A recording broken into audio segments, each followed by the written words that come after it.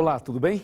Hoje nós vamos fazer um estudo que vai revolucionar a sua vida e vai levar você para muito mais perto de Deus. O tema de hoje, a Igreja Verdadeira. Você nunca estudou um assunto assim na Bíblia. Eu quero te perguntar, será que a Bíblia fala qual é a Igreja Verdadeira? Com certeza ela fala, e fala muito mais do que isso. Primeiramente, você precisa saber qual é a definição de igreja de acordo com a Bíblia. De acordo com a Palavra de Deus, igreja tem dois significados. Vamos conversar muito seriamente sobre esta definição, porque após essa definição você vai saber como entender melhor esse assunto. Então vamos conversar bem mais perto. Duas definições de igreja. Primeira definição, cada indivíduo é uma igreja. Eu e você. Você é uma igreja, eu sou uma igreja. A Bíblia diz, vós sois o templo do Espírito Santo. Está em 1 Coríntios, capítulo 3, 16 e 17 e capítulo 6, verso 19 e 20. Cada indivíduo, repito, é uma igreja. Portanto, você pode fazer o seu culto aonde você quiser. Em casa, na rua, num passeio, embaixo de uma árvore, na praia, num hotel, aonde você quiser. Porque o seu corpo é o templo do Espírito Santo. Esta é a primeira definição de igreja. A segunda definição é denominação. O que é uma denominação? É quando vários indivíduos que acreditam em Deus da mesma maneira, que têm a mesma fé, quando estas pessoas se reúnem para cantar, orar, ler a Bíblia. Então ali nós temos um grupo de indivíduos que comungam da mesma fé. E aí isto constitui uma denominação. E aí vem os nomes que você tem visto por aí em cada esquina. Portanto, biblicamente nós temos duas definições, indivíduo e denominação. A pergunta é a seguinte, todas as denominações são verdadeiras? E todas as pessoas serão salvas, mesmo que não estejam frequentando nenhuma dessas denominações? De acordo com a palavra de Deus, de acordo com o livro de São Mateus, capítulo 7, versículo 21, nós lemos que nem todo aquele que diz Senhor, Senhor, vai entrar no reino dos céus. Nem todo aquele que usa a Bíblia, nem todo aquele que fala do nome de Jesus, nem todo aquele que canta, que ora e enfim, nem todos que estão aí nas denominações entrarão no céu. A Bíblia é clara, só vai entrar no céu quem guarda os mandamentos de Deus. E claro, quem aceita Jesus como Salvador pessoal. Mas a pergunta continua, todos os caminhos levam a Deus? Todas as estradas levam ao Rio de Janeiro? O que você acha? Todas as estradas levam a Curitiba? O que você acha? Pergunto, a igreja que você frequenta é a verdadeira? Faz o seguinte, pergunta para um católico. Fala assim, escuta, a igreja católica é verdadeira ou falsa? O que você acha que ele vai te responder? E se você perguntar para um batista, para um presbiteriano, para um adventista, para um espírita, para um assembleiano, para alguém de qualquer que seja a sua denominação, pergunte, a sua igreja é falsa ou verdadeira? A resposta, claro, é única, é verdadeira. Todo mundo diz que a sua igreja é verdadeira. Então eu pergunto a você, se todas as igrejas são verdadeiras, a Bíblia é falsa? A Bíblia é mentirosa?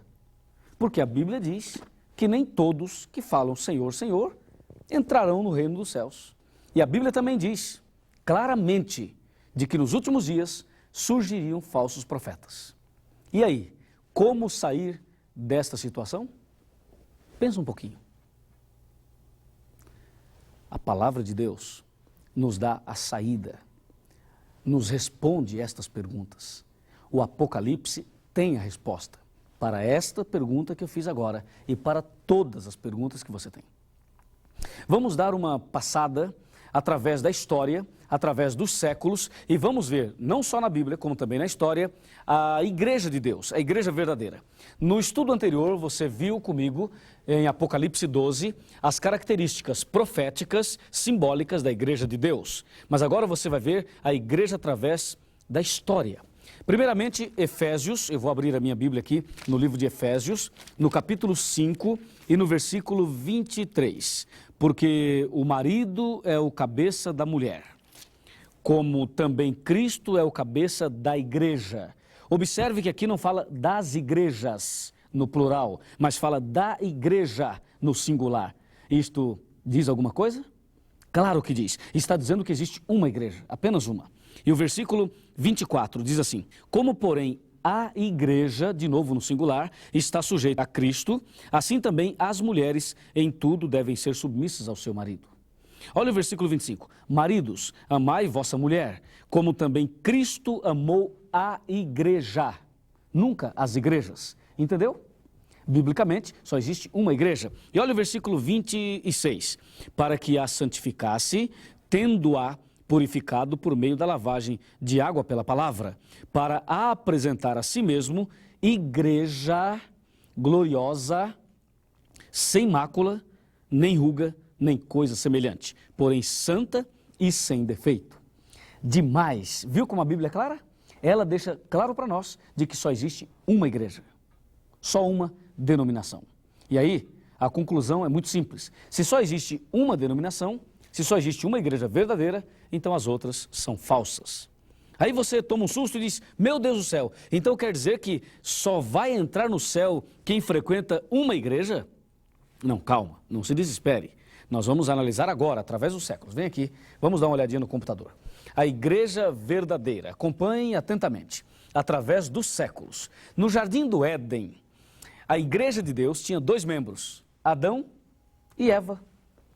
A igreja tinha 2 membros. Na época de Sodoma e Gomorra, 2 grandes cidades do passado, quando Deus destruiu Sodoma e Gomorra, apenas 3 pessoas se salvaram. Veja, no Jardim do Éden, 2 pessoas, em Sodoma e Gomorra, 3 pessoas. Eram os membros da igreja verdadeira. E agora você pode olhar aqui, olha, na época do dilúvio, quando Deus mandou o dilúvio, e aqui uma informação importante, o dilúvio foi geral, foi mundial. Na época do dilúvio, apenas 8 pessoas se salvaram. O que você percebe? Você percebe no Éden, 2 pessoas, em Sodoma e Gomorra, 3, e no dilúvio, 8 pessoas. Está crescendo o número de membros, mas é assustador saber que no dilúvio apenas 8 pessoas se salvaram.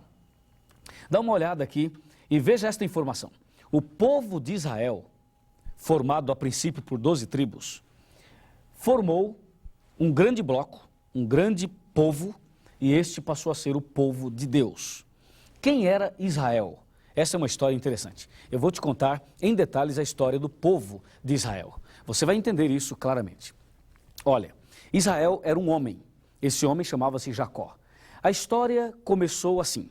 Um dia, Deus chamou Abraão. Abraão, vem aqui. Deus pediu que Abraão chegasse mais perto. Abraão chegou e Deus disse: Abraão, eu vou fazer de você uma grande nação. Você vai ter um filho com a sua esposa e você vai ser pai de uma grande nação. O tempo passou e Abraão e Sara, eles conseguiram um filho. A Sara ficou grávida e quando o filho nasceu, ela tinha aproximadamente 90 anos e Abraão tinha aproximadamente 100 anos. Nasceu o menino chamou-se Isaque. Isaque cresceu, casou-se com Rebeca. E aí Isaque e Rebeca tiveram 2 filhos. O nome deles, Esaú e Jacó. Esses 2 filhos eram gêmeos. Porém, o Esaú nasceu primeiro. Portanto, Esaú era o primogênito. Esaú e Jacó. Jacó e Esaú fizeram lá uma confusão terrível, que agora não temos tempo para explicar. Eu só quero dizer que Jacó acabou comprando a bênção da primogenitura do seu irmão Esaú. E Jacó acabou recebendo, entre aspas, a bênção do pai. Esta que não foi bem uma bênção, porque a partir daquele dia, Jacó passou a perambular pela vida. O nome Jacó significa enganador, trapaceiro, alguém que engana as pessoas. Jacó viveu depois daquela mentira, depois daquele engano, Jacó viveu uma vida de derrotas, uma vida de problemas. E um dia, Jacó se arrependeu dos seus pecados. E Jacó quis mudar de vida. E numa madrugada, Jacó se ajoelhou, começou a clamar a Deus que mudasse o seu coração. E naquela madrugada, Deus veio. E quando Deus veio através de um anjo, Jacó agarrou aquele anjo, segurou aquele anjo, pensando ser o irmão, porque o irmão tinha prometido matá-lo. Não era o irmão, era um anjo. E quando clareou o dia, quando amanheceu o dia, Jacó, vendo que era um anjo, ele segurou o anjo e disse: agora eu não vou te soltar enquanto você não me abençoar. E aquela foi a angústia de Jacó. O anjo olhou para Jacó e disse: qual é o teu nome? E ele disse: eu sou Jacó.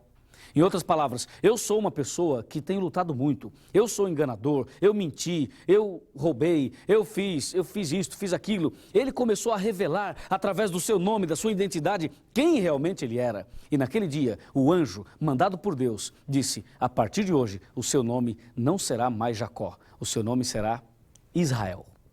Que diferença? Jacó significa enganador e Israel significa vencedor. Aquele que lutou com Deus e venceu. Venceu não Deus, mas venceu a sua tendência pecaminosa. Venceu a sua natureza maldosa. Venceu, com certeza, a luta entre o bem e o mal pelo poder de Deus. O nome de Jacó passou a ser Israel. E a partir de então, Israel, ele teve 12 filhos. E desses 12 filhos, foi constituído o povo de Israel, a grande nação de Israel, que até hoje existe. Então este povo passou a ser o povo de Deus.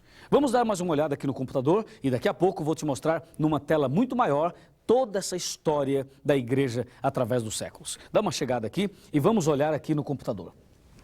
Agora você sabe a história do povo de Israel, como tudo começou. Israel era o Jacó, só que o Israel é o Jacó convertido. Portanto, Israel era neto de Abraão e Deus cumpriu a promessa e através do neto de Abraão, Deus fez a grande nação que ele tinha prometido ao seu servo Abraão. Israel tornou-se uma poderosíssima, uma grande nação. Era a nação escolhida, a igreja verdadeira de Deus. Quando Jesus Cristo veio aqui na terra e Jesus morreu na cruz, derramando o seu sangue para nos salvar, infelizmente o povo de Israel rejeitou o seu Deus. E aí Jesus chamou 12 apóstolos. Essa é uma história que eu quero te contar com maior detalhes, com muitos outros detalhes bíblicos. Por exemplo, aqui na Bíblia, no livro de São João, no capítulo 1 e no versículo 10 em diante. Nós vamos ler aqui apenas os dois, no máximo 2 versículos. Aqui, olha, São João, capítulo 1, está bem aqui.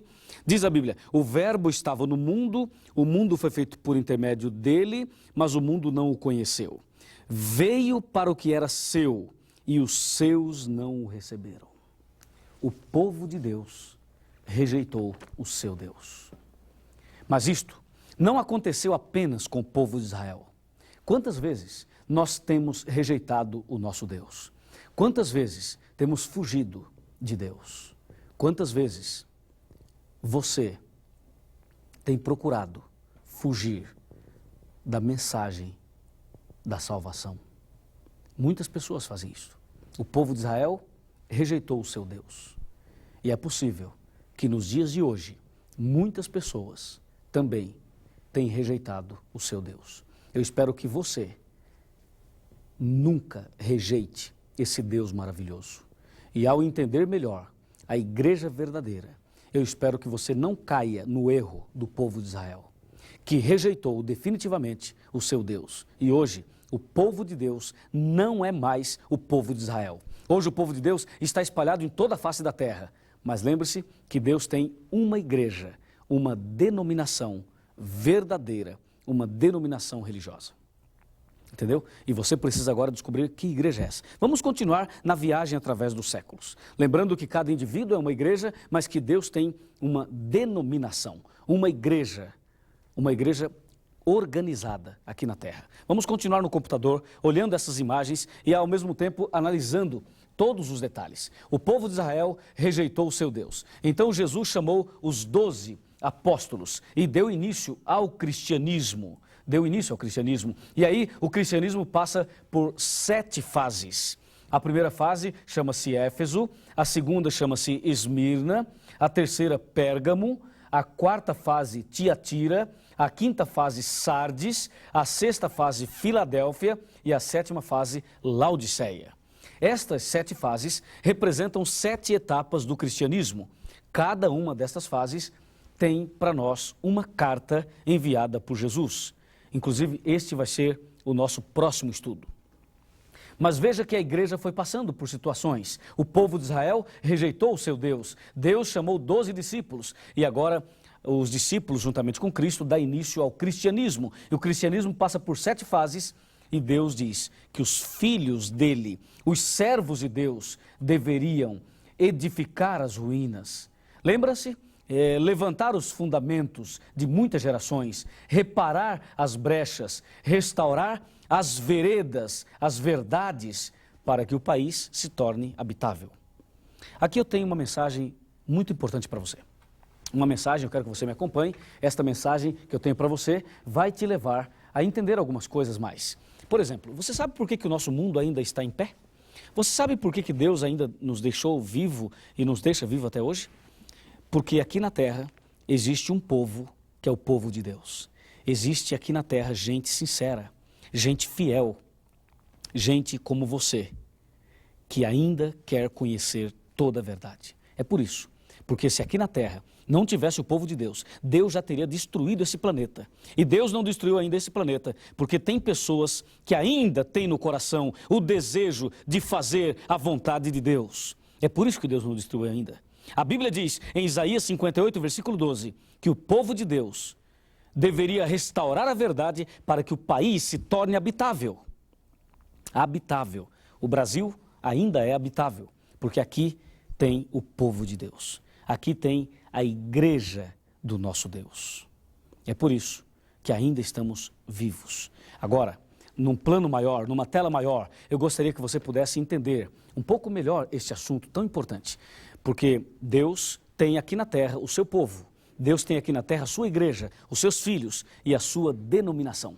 Olho na tela, vamos lá, num plano maior. Você vai ver aqui que hoje, nos nossos dias, estamos aí no terceiro milênio, no século 21, ainda Deus tem o seu povo. Você pode ver a igreja de Deus simbolizada por uma mulher vestida de sol, símbolo da igreja de Deus, símbolo da igreja verdadeira. E de acordo com a história e com a Bíblia, Deus sempre teve o seu povo. Recapitulando, no jardim do Éden, Adão e Eva. Depois, em Sodoma e Gomorra, 3 pessoas fiéis. Depois, no dilúvio, 8 pessoas fiéis. E em seguida, forma-se uma grande nação, o povo de Israel, que era a igreja de Deus. E isto aconteceu durante 4.000 anos aproximadamente. E quando Jesus Cristo aqui veio, o povo de Deus, por incrível que pareça, o povo de Deus rejeitou o seu Deus. Amigo e amiga, por favor, nunca rejeite a verdade desse Deus maravilhoso. Não caia no erro do povo de Israel, que rejeitou o seu Deus. E então Deus agora chama 12 discípulos, 12 homens, e Deus começa agora uma nova fase na sua igreja. São as 7 etapas do cristianismo. Lembra-se? Vamos olhar? Éfeso, Esmirna, Pérgamo, Tiatira, Sardes, Filadélfia e Laodiceia. E eu tenho uma grande notícia para você. Nós estamos vivendo na última fase do cristianismo. Depois dessa última fase, Jesus vai voltar e nós vamos subir com Ele para o reino da eterna felicidade. Louvado seja Deus, porque estamos vivendo os últimos momentos da história desse mundo, a última fase da igreja, e logo, logo, Cristo virá e eu quero subir com Ele para a glória, para o reino da eterna felicidade. E você também deve se preparar para esse grande encontro, para esse grande dia. Louvado seja o nome de Jesus. Amém por isso. E eu convido você agora a entender a parte final desse estudo. Eu tenho um grande teste para te mostrar o caminho certo para você entrar no reino dos céus. Vamos lá, vamos aqui atentamente para que você não perca nada do que nós estamos mostrando, absolutamente nada. Vem aqui, vamos olhar aqui no computador. E você já sabe que existe uma igreja, uma denominação simbolizada por uma mulher vestida de sol. E de acordo com a Bíblia, existem 2 caminhos, o estreito e o largo, o certo e o errado, Deus e o diabo. Veja, luz e trevas, olha aqui, ó, Abel e Caim, veja aqui, verdade e mentira, e ainda você vê salvação e perdição. E aqui você tem justos e aqui você tem ímpios. Ali trigo e aqui joio. Ali no caminho certo você tem as ovelhas e no caminho errado os bodes. No caminho certo o selo de Deus e no caminho largo o selo do diabo. No caminho certo está Apocalipse 12, a igreja verdadeira, e no caminho errado, Apocalipse 17. Só existem dois caminhos, ou você está no certo ou no errado, ou a sua igreja é verdadeira ou falsa, ou você está no caminho da salvação ou da perdição, ou você é luz ou você é trevas, ou você vive no caminho de Deus, no caminho da luz, ou no caminho do diabo, que é o caminho das trevas. Ou você é uma ovelha ou um bode, ou você está no caminho estreito ou no caminho largo, ou você é trigo ou você é joio, ou eu estou salvo ou perdido, ou a minha igreja é certa ou é errada, ou a sua é certa ou a sua é errada. Não existe meio termo, amigo. Não existe. Só existe um caminho. Qual a definição de igreja? Você lembra? Agora você olha aqui. Igreja, denominação, é a primeira definição. A segunda é igreja, indivíduo. Agora escute, eu quero que você veja e escute atentamente isso aqui, olha. Deus tem filhos em todas as denominações, porém, nem todas as denominações são igrejas de Deus. Veja agora, Jesus disse, eu sou o bom pastor. E Jesus conhece as suas ovelhas. Ele diz, eu sou o bom pastor. Jesus Cristo é o nosso pastor. Que bênção, que maravilha. E ele diz claramente, eu conheço as minhas ovelhas. Isto significa, olha para mim, Jesus conhece você. Jesus sabe tudo sobre você. E ele está muito ansioso em habitar no seu coração, em levar você para o caminho certo. Tenha certeza disso. Você é a coisa mais linda que Deus tem. Ele fala, eu sou o pastor e você é a ovelha. Eu também sou a ovelha. E Ele quer nos conduzir pelo caminho certo. Olha aqui, Jesus te conhece. Jesus sabe tudo sobre você. Mas Ele ainda afirma, eu tenho outras ovelhas não deste aprisco. Eu tenho outras ovelhas, quer dizer, eu tenho outros filhos. Outros filhos não deste aprisco, significa não desta igreja. Significa, olha para cá, que Jesus tem filhos na igreja adventista, na igreja católica, na Assembleia de Deus, na congregação cristã, nas testemunhas de Jeová, ele tem na Universal, ele tem na Batista, ele tem na Metodista, ele tem na Quadrangular, ele tem em todas as denominações, até no Espiritismo, existem pessoas que pertencem a Deus. E talvez você esteja em algumas dessas igrejas, ou em outra igreja que eu não mencionei aqui, quem sabe na igreja dos Mormons, ou quem sabe você não frequenta igreja nenhuma. Não se preocupe, você é de Deus também. Diga amém. Você é uma pessoa importante, Deus ama você e Jesus considera você um filho querido por quem Ele veio para morrer, Ele morreu e virá para te buscar para levá-lo para o céu. Não é bom? É ótimo. Olha aqui. Ele diz, eu tenho outros filhos, não desta igreja. Isso significa que os filhos de Deus estão em todas as igrejas. E diz a Bíblia que um dia Jesus vai reunir os seus filhos, todos os filhos. Ele vai reunir todos eles numa só igreja. Por isso, diz a Bíblia, haverá um rebanho, haverá uma denominação, uma igreja e um só pastor. E esse pastor é Jesus Cristo. É isso aí. Ele quer fazer isso. Não há dúvida de que hoje os filhos de Deus estão espalhados nas mais variadas denominações. Esta nunca foi a vontade de Deus que os seus filhos estivessem espalhados. Nunca foi a vontade de Deus. Deus diz, retirai-vos dela, povo meu. Retirai-vos das igrejas erradas, que não guardam os mandamentos de Deus. Esta é a mensagem da Bíblia. E agora, o grande teste. Preste atenção nesse grande teste. Antes do grande teste, por favor. O que eu vou te mostrar agora é pesado. É forte demais. Se você estiver em pé, eu o convido a sentar. E se você estiver sentado, eu te convido a apertar o cinto. E quero te fazer uma pergunta. Você quer fazer o teste?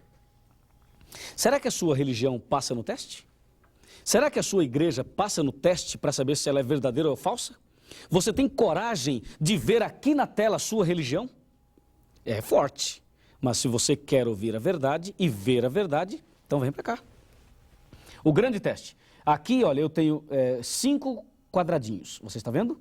Esse primeiro representa Deus, o segundo representa Jesus Cristo, o terceiro representa o Espírito Santo, o quarto representa a Bíblia e o quinto quadradinho representa os 10 mandamentos. Aqui você tem as 5 colunas da verdade. Disse Jesus que conhecereis a verdade e a verdade vos libertará. Nós vamos ver agora qual igreja está vivendo em toda a verdade. Eu vou botar nome nas igrejas, hein? Vamos lá. Primeiro, os batistas, os nossos queridos amigos batistas. Será que os batistas têm toda a verdade? Pergunto, os batistas creem em Deus? Sim. Eles creem em Jesus? Sim, também. Eles creem no Espírito Santo? Também creem. Eles creem na Bíblia? Claro que sim. E os batistas aceitam os 10 mandamentos? Não, eles aceitam 9 mandamentos. Portanto, a nota para os batistas é 4 verdades, 4 colunas, 9 mandamentos. Então a igreja batista é uma igreja muito boa, tem gente muito boa lá, mas ela não tem toda a verdade. Tem alguma coisa de verdade, mas não tem toda a verdade. Veja agora, as testemunhas de Jeová.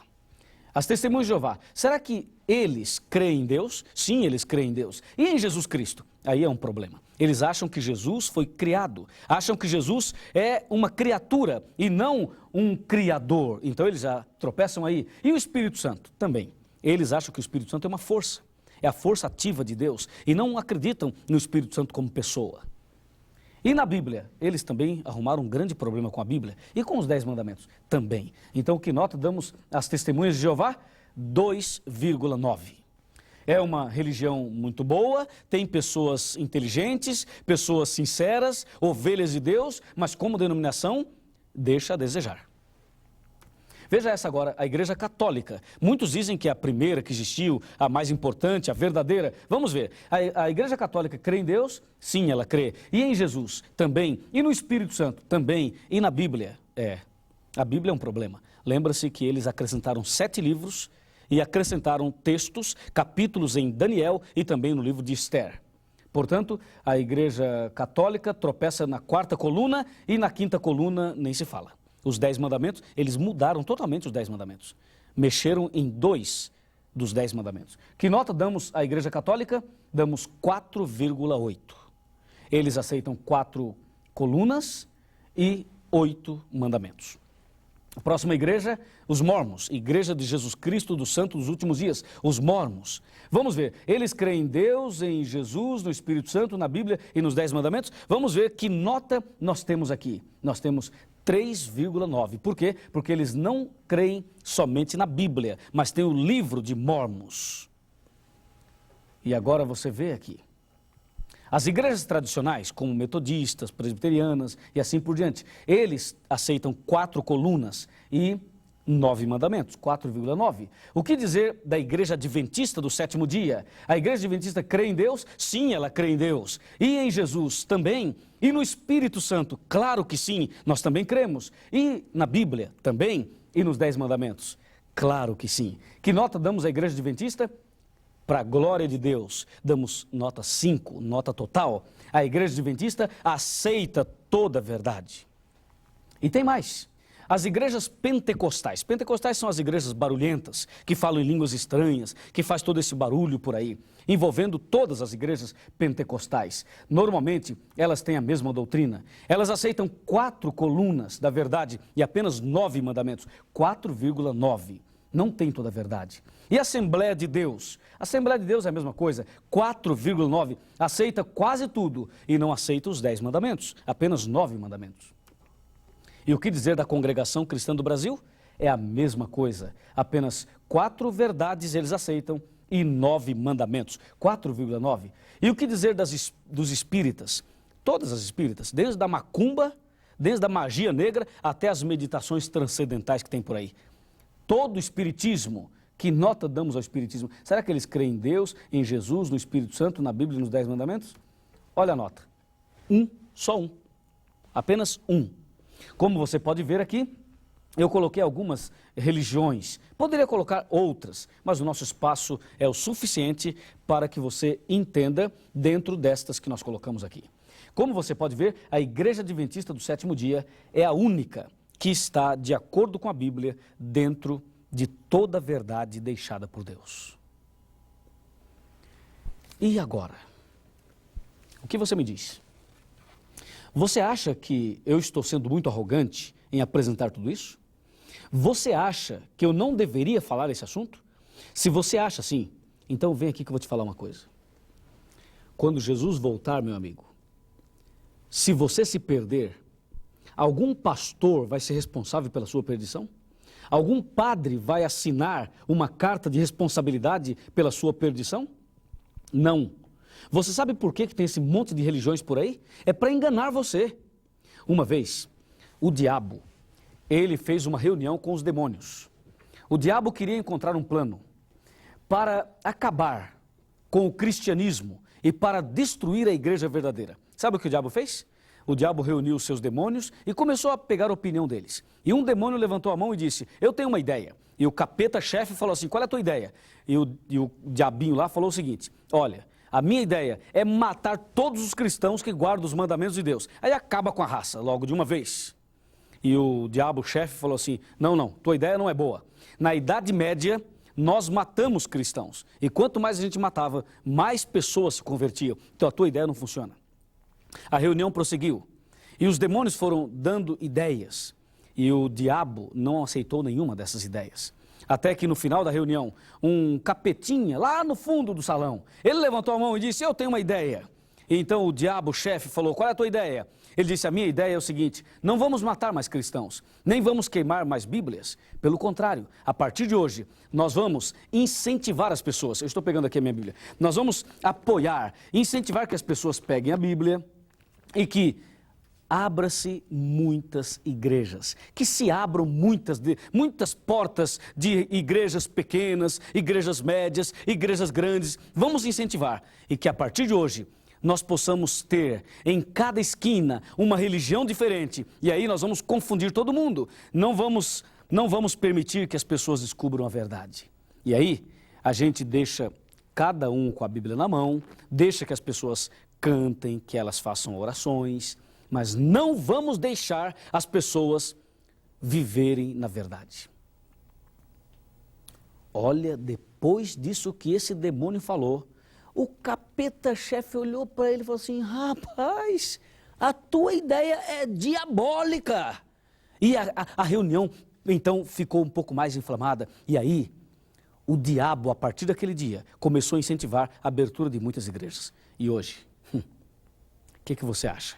Hoje tem religião em cada esquina. Tem religião para todos os gostos. Se você gosta de samba, tem religião que toca samba. Se você gosta de uma igreja mais simples, tem uma igrejinha mais simples. Se você gosta de uma igreja para rico, então tem uma igreja para rico. Hoje tem religiões, né, aos montes por aí. E eu pergunto, o que você pensa quando você olha para essa confusão religiosa, para essa verdadeira Babilônia? Sabe o que muitas pessoas dizem e pensam? Dizem assim, quer saber de uma coisa? Eu não vou para religião nenhuma. Porque cada uma fala uma coisa, uma fala mal da outra, a outra fala mal dessa uma, e cada uma prega uma coisa diferente. Quer saber de uma coisa? Eu não vou para lugar nenhum, eu vou ficar na minha casa. Aí o diabo olha para você e diz, é isso aí, fica em casa mesmo. Funcionou o meu plano, tá vendo? Abrimos um monte de religiões e agora as pessoas não sabem qual é o caminho certo e ficam em casa. Yes, deu certo, diz o diabo. E aí? Você vai cair na rede de Satanás? Vai cair na arapuca do diabo? Não, meu amigo. Deus tem um caminho para você. Deus tem uma igreja para você. E eu tenho certeza que agora você sabe que a igreja de Deus, a igreja adventista do sétimo dia, é aquela que tem toda a verdade. E eu termino chamando a sua atenção para um versículo do livro do profeta Isaías. E esse versículo, eu gostaria que você pegasse uma caneta e escrevesse isto num papel, em algum livro, aonde você costuma ler, seja na sua cadernetinha de anotação ou até mesmo no rodapé da sua Bíblia. Isaías capítulo 56, versículo 8, está bem aqui. Assim diz o Senhor Deus, que congrega os dispersos de Israel. Ainda congregarei outros aos que já se acham reunidos. Amigo e amiga, Deus tem uma igreja e tem os seus filhos reunidos. E sabe o que o profeta está dizendo? Que Deus quer congregar, reunir outras pessoas aos que já se acham reunidos. Você deseja fazer parte do povo de Deus, não deseja? Eu posso imaginar que você está sentindo agora vontade de fazer parte da igreja de Deus que é fiel a esse Deus maravilhoso. Você viu o grande teste e agora é com você. Agora você decide, agora você escolhe o final. Agora você sabe o que vai fazer. Já ouviu essas palavras por aí? Já. Mas eu quero te contar uma história e essa história vai te aproximar muito mais de Deus. Eu vou aqui, olha para mim, olha aqui para mim. Imagine que eu esteja numa sala de aula, tá bem? Estou numa sala de aula agora e numa sala de aula eu vou contar para você essa história. Tinha um professor muito inteligente. Esse professor era muito inteligente mesmo. E um dia, os alunos pensaram em desmascarar esse professor e quem sabe provar que ele não era tão inteligente assim. E aí, um garoto, aqueles alunos bem terríveis, ele pegou alguma coisa e colocou na mão. E ele escondeu as suas duas mãos aqui atrás. E ele disse, professor, se o senhor é tão inteligente, adivinha o que eu tenho na minha mão? E o professor pensou, abaixou a cabeça, andou para cá. Depois o professor voltou, andou para cá novamente. Pensou, pensou e pensou. E aí o professor olhou bem nos olhos do aluno e disse assim, eu já sei a resposta. E o aluno sabia que quando o professor dizia, já sei, é porque ele sabia mesmo. E o professor disse, querido aluno, o que você tem nas suas mãos, aí atrás, é um passarinho. Acertou! Que professor inteligente, acertou, é um passarinho mesmo. E o aluno disse, calma professor, eu ainda não terminei. O senhor acertou, é um passarinho que tem aqui na minha mão. Mas me diz aí, professor, o passarinho está vivo ou morto? E ele pensou, agora eu pego o professor. Se ele falar, está morto, eu digo, não senhor, está vivo. E se ele falar, está vivo, eu mato aqui atrás e digo, não senhor, está morto. Hã? E ele pensou, agora ele não escapa. Vai professor, diz aí, está vivo ou está morto? E o professor coçou a cabeça, andou para cá, andou para lá, estava difícil. Mas aí o professor disse, já sei a resposta. E o garoto pensou, será que ele sabe? Nem eu sei a saída para essa pergunta que eu fiz. Mas o professor, quando dizia, já sei, é porque ele sabia mesmo. E o aluno ficou esperando e a classe fez um silêncio. Um momento em que o professor deveria responder, estava em jogo a sabedoria ou não do professor. O professor, olhando para os olhos do aluno, disse, querido aluno, se o passarinho está vivo ou morto, eu não sei. Mas uma coisa eu sei, a decisão está em suas mãos. Uau! Que resposta desse professor! A classe fez silêncio absoluto. Todo mundo abaixou a cabeça. Que sabedoria, que resposta! A decisão está em suas mãos. É isso. Meu amigo, se você pertence à igreja verdadeira ou não, eu não sei. Se você vai entrar no céu ou não, eu também não sei. Se você é sincero ou não, eu também não sei. Se você está no caminho certo ou no caminho errado, eu também não sei. Se você vai aceitar o que está na Bíblia ou vai rejeitar, eu também não sei. Mas uma coisa eu sei. A partir de agora, sabendo tudo que você sabe, a decisão está em suas mãos. Você decide. E se você quer seguir a verdade, eu vou orar por você. E Deus vai te abençoar. Vamos orar? Ó Deus maravilhoso, obrigado por esta mensagem. Obrigado por esse estudo. Obrigado por sabermos a igreja verdadeira. Descobrimos na Bíblia que existe uma igreja que é fiel a Ti e que vive em toda a verdade. E agora, eu tomei a decisão e este que está orando comigo, esta mulher que está orando comigo também, tomou a mesma decisão. Queremos andar na verdade, no caminho certo. E por isso, eu rogo neste momento uma bênção sobre esta pessoa que está orando comigo. E que um dia possamos juntos viver no reino da eterna felicidade. Muito obrigado, Senhor. Em nome de Jesus. Amém.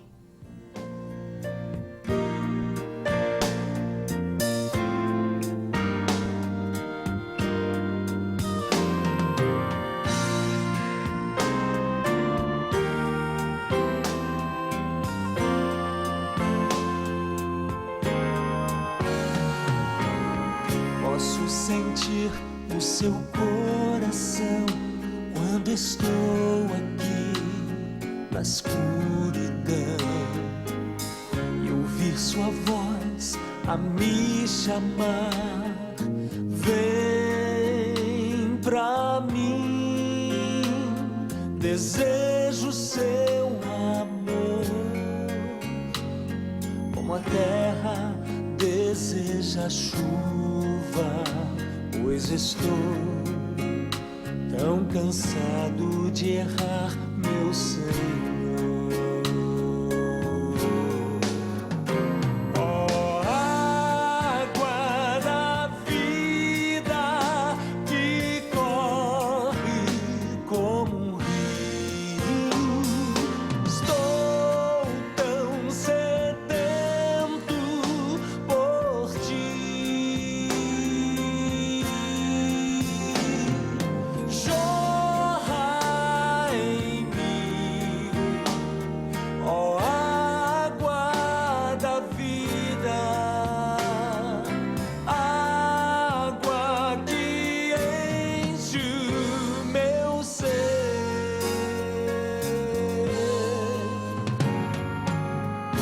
Me chamavas sempre meu Senhor, eu tentava me esconder, mas mesmo ainda antes de eu nascer, amavas-me. Tão cego eu já fui, e tão só nas trevas andei. Perdoa-me e me salva outra vez. Ó água da vida que corre como um rio, estou tão sedento por ti. Jorra em mim, ó água da vida, água que enche o meu ser. Oh, água da vida que corre como um rio, estou tão sedento por ti. Oh, jorra em mim, ó água da vida, água que enche o meu ser, água que enche o meu ser.